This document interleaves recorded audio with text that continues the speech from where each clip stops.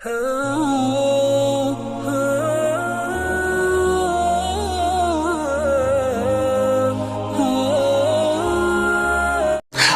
वालेकुम दोस्तों, कैसे हो?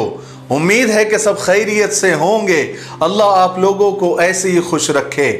मैं आज आपको बीवी को खुश करने के और शादीशुदा जिंदगी को खुशगवार बनाने के 20 तरीके और 20 नुस्खे बताता हूं, वो भी नबी पाक सल्लल्लाहु अलैहि वसल्लम की जिंदगी की रोशनी में।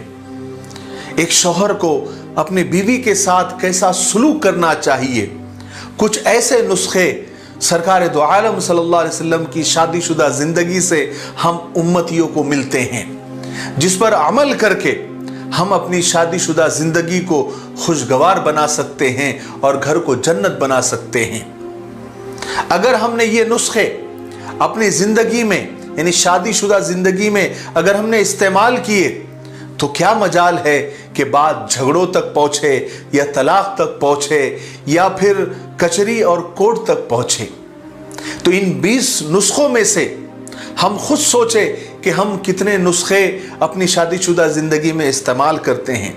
अगर कम करते हैं तो पूरे नुस्खे इस्तेमाल करें, अगर नहीं करते हैं तो ये नुस्खे इस्तेमाल करना शुरू करें।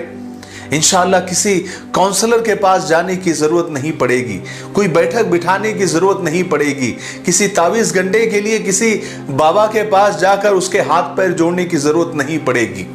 सबसे पहले अपने बीवी के चेहरे को देखकर मुस्कुराना।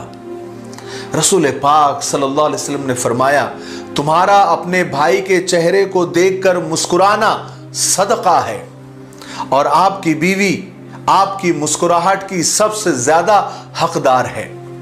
सोचिए, आज हमारी सारी मुस्कुराहटें घरवाली के लिए है या बाहर वाली के लिए है। नंबर 2, बीवी को मोहब्बत के साथ खाना खिलाना। रसूल पाक सल्लल्लाहु अलैहि वसल्लम ने फरमाया कि तुम जो भी खर्च करते हो उस पर तुम्हें अज्र मिलेगा, सवाब मिलेगा, यहां तक कि उस लुक़मे पर भी जो तुम अपने बीवी के मुंह में डालते हो तुमको सवाब मिलेगा। यानी कभी अपने हाथों से बीवी के मुंह में लुकमा डाल दिया करना, इससे मोहब्बतें बढ़ती है, गिले शिकवे दूर होते हैं। नंबर 3, प्यार और मोहब्बत में बीवी का बचा हुआ पानी पी लेना।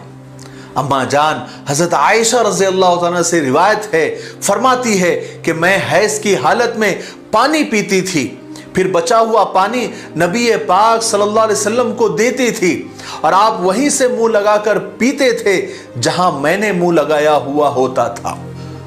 और फरमाती है आगे कि मैं हैज़ की हालत में गोश्त की बोटी खाती थी, फिर बची हुई बोटी रसूल पाक सल्लल्लाहु अलैहि वसल्लम को देती थी, आप वहीं से मुंह लगाकर खा जाते थे जहां मैंने मुंह लगाया हुआ होता था। सुभान अल्लाह। बीवी की गोद में, नंबर 4, बीवी की गोद में सर रखकर लेटना। अम्मा जान हजरत आयशा रज़ी अल्लाह तआला फरमाती है कि अल्लाह के रसूल सल्लल्लाहु अलैहि वसल्लम मेरी गोद में सर रखकर लेटे रहते थे और कुरान मजीद की तिलावत किया करते थे।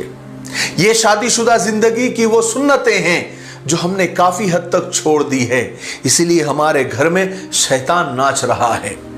अगर दोबारा ये सुन्नतें, ये नुस्खे हम अपना लें तो हमारे घर को जन्नत बनने से कोई रोक नहीं सकता। नंबर 5, बीवी के साथ खेलना, उसके साथ हल्की फुल्की हंसी मजाक करना भी सुन्नत है। अम्मा जान हजरत आयशा रज़ी अल्लाह तआला से रिवायत है, फरमाती है कि मैं एक सफ़र में सरकार दो आलम सल्लल्लाहु अलैहि वसल्लम के साथ थी। उस वक्त मैं छोटी थी।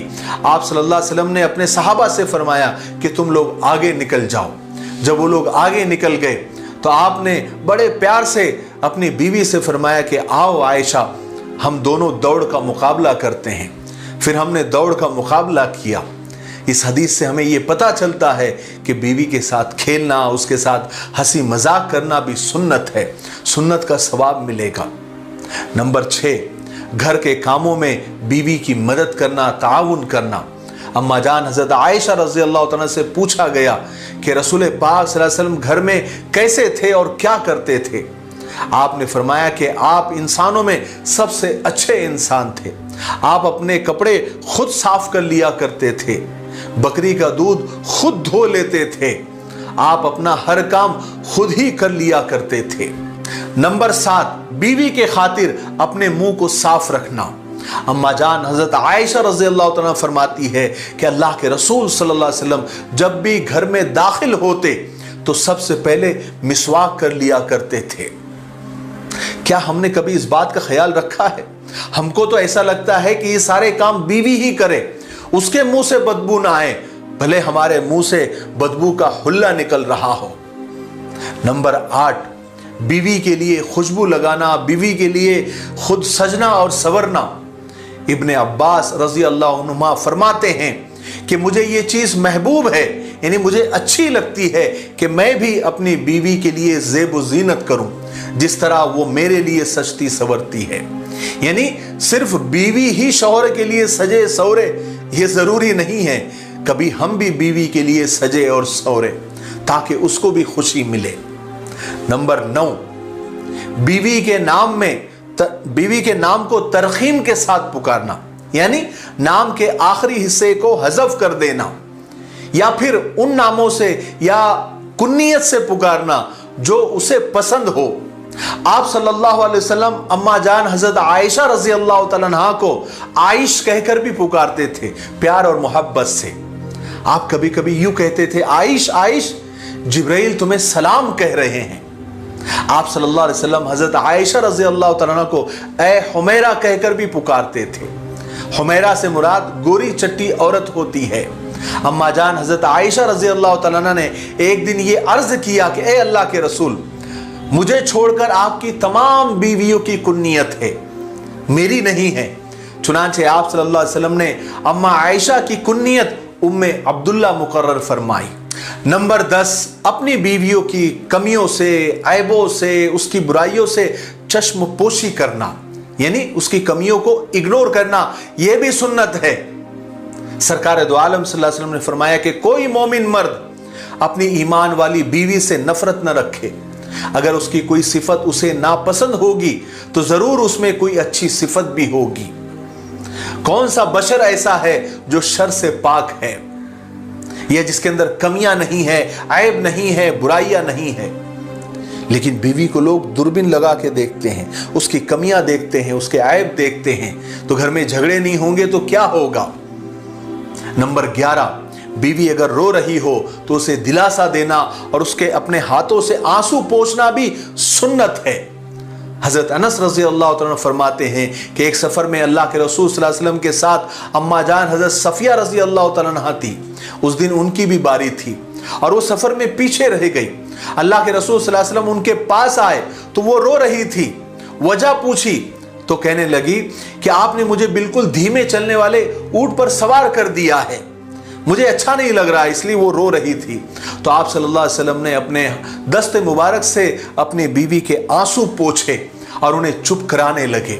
पता चला कि बीवी अगर रो रही हो तो उसके आंसू पोंछना, उसे दिलासा देना, यह भी सुन्नत है। नंबर 12, बीवी अगर सवाल जवाब करे तो उसे बर्दाश्त कर लेना। हजरत उमर बिन खत्ताब रजी अल्लाह तआला फरमाते हैं कि एक दिन मेरी बीवी से किसी बात पर बहस हो रही थी और उसने मेरी किसी बात का जवाब दे दिया तो मुझे उसका जवाब देना बहुत बुरा लगा। इस पर वो बोली कि मेरा जवाब देना आपको क्यों बुरा लग रहा है? अल्लाह की कसम, नबी सल्लल्लाहु अलैहि वसल्लम की बीवियां आपकी बातों का जवाब दे देती थी और आप सल्लल्लाहु अलैहि वसल्लम बुरा नहीं मानते थे। तो हजरत उमर रजी अल्लाह तआला खामोश हो गए। नंबर 13, बीवी के पकाए हुए खाने में ऐब और कमी नहीं निकालना, यह भी सुन्नत है। हजरत अबू हुरैरा रज़ी अल्लाह तआला फरमाते हैं कि नबी पाक सल्लल्लाहु अलैहि वसल्लम कभी भी खाने में ऐब और कमी नहीं निकालते थे।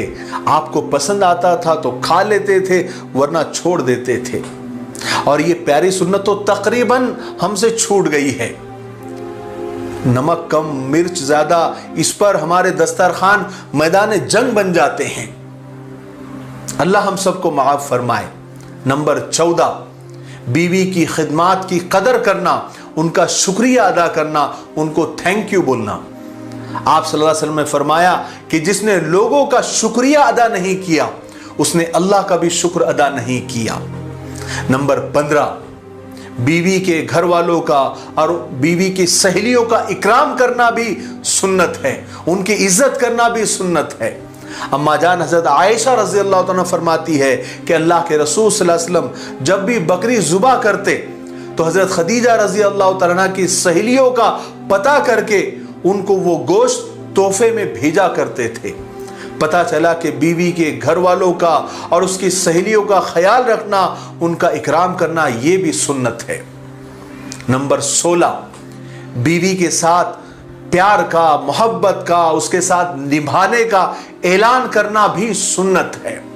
अम्मा जान हज़रत आयशा रज़ी अल्लाह तआला एक मरतबा उम्मे ज़रा का वाक़या बयान करने लगी।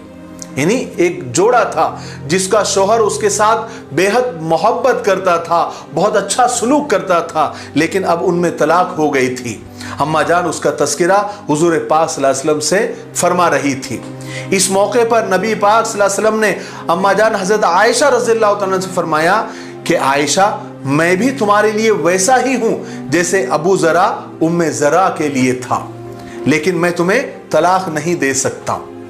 इससे ये पता चला कि बीवी के साथ मोहब्बत का, उसके साथ निभाने का और उसके साथ प्यार जताना भी, ये भी सुन्नत है। इजहार किया करे कि हम जिंदगी भर साथ में रहेंगे, हम जन्नत में भी साथ में रहेंगे, हमको कोई अलग नहीं कर सकता। इस तरह की बातें बीवी से करना, ये भी सुन्नत है। सुभान अल्लाह। नंबर 17, जब बीवी बीमार हो जाए तो उसका खास ख्याल रखना, उसकी तीमारदारी करना, उसका इलाज करना, ये भी सुन्नत है। अम्मा जान हज़रत आयशा रज़ी अल्लाह तआला फरमाती है कि जब भी मैं बीमार होती थी तो आप सल्लल्लाहु अलैहि वसल्लम मुझ पर ख़ास शफ़ीक और मेहरबान हो जाते थे। और आगे फरमाती है कि नबी करीम सल्लल्लाहु अलैहि वसल्लम के घर वालों में जब भी कोई बीमार होता तो आप उस पर मुअव्वज़ात पढ़कर दम फरमाया करते थे, यानी क़ुल औज़ु बिरब्बिल फ़लक़ और क़ुल औज़ु बिरब्बिन नास पढ़कर दम किया करते थे। नंबर 18, अल्लाह के इताअत के कामों में बीवी की मदद करना। आप सल्लल्लाहु अलैहि वसल्लम ने फरमाया कि अल्लाह रहम फरमाए उस मर्द पर जो रात में क़याम करे और अपनी बीवी को भी उठाए, और अगर वो इनकार करे तो उसके चेहरे पर पानी छिड़क दे। यानी अगर आप इबादत कर रहे हो, अल्लाह की इबादत कर रहे हो, तो अपनी बीवी को उसमें शामिल करो। नंबर 19, अपनी बीवी पर मुकम्मल भरोसा करना, उस पर एतमाद करना, उसे बेवफा नहीं समझना। अल्लाह के रसूल सल्लल्लाहु अलैहि वसल्लम ने इस बात से सख्ती से मना फरमाया कि कोई अचानक घर पर धावा बोल दे। आप सल्लल्लाहु अलैहि वसल्लम का हमेशा ये मामूल होता कि आप सफ़र से जब भी आते तो आप पहले इत्तला कर देते थे कि मैं आने वाला हूँ। आप सल्लल्लाहु अलैहि वसल्लम ने इस बात को सख्ती से मना फरमाया कि आप अचानक घर पे धावा बोल दो ताकि बीवी की गलतियां ढूंढ सको या उसे बेवफा समझ सको। ऐसा आप हरगिज नहीं करते थे और आपने इससे मना भी फरमाया। नंबर 20, आप जब भी कहीं जाते तो बीवी का बोसा जरूर लेते थे। अम्मा जान आयशा रज़ियल्लाहु तआला फरमाती है कि आप जब भी रुखसत होते तो अपनी अहलिया का बोसा जरूर लेते। और बोसा किसी को आज समझाने की ज़रूरत नहीं है कि बोसा किसे कहते हैं।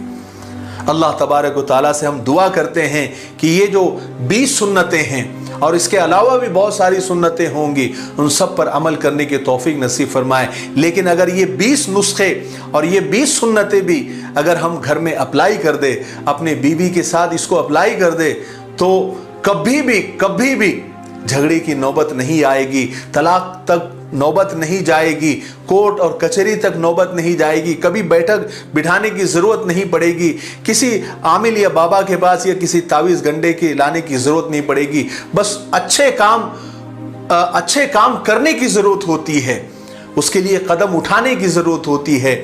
हम कोशिश करें, अच्छा होने के लिए अच्छा करना पड़ता है, कोशिशें करनी पड़ती है। मुझे उम्मीद है कि आज की इस वीडियो से हम सबको यानी शादीशुदा लोगों को बहुत ज़्यादा फ़ायदा हुआ होगा। अगर आपको फ़ायदा हुआ है, आपकी मालूमात में इजाफ़ा हुआ है, तो आप इसे आगे ज़रूर शेयर करें। मेरे लिए, पूरी उम्मत के लिए और पूरी इंसानियत के लिए खैर और भलाई की दुआ करते रहे। अस्सलामु अलैकुम रहमतुल्लाहि व बरकातुहू।